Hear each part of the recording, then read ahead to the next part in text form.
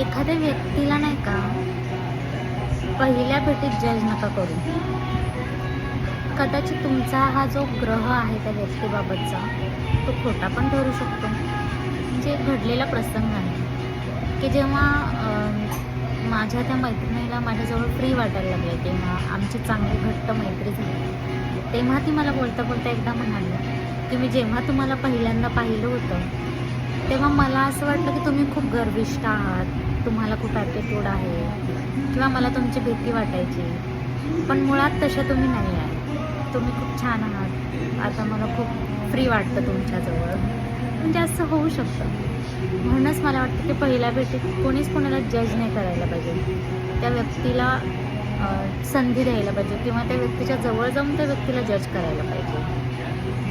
खरंच कधी कधी आपले ग्रह एवढे चुकीचे ठरतात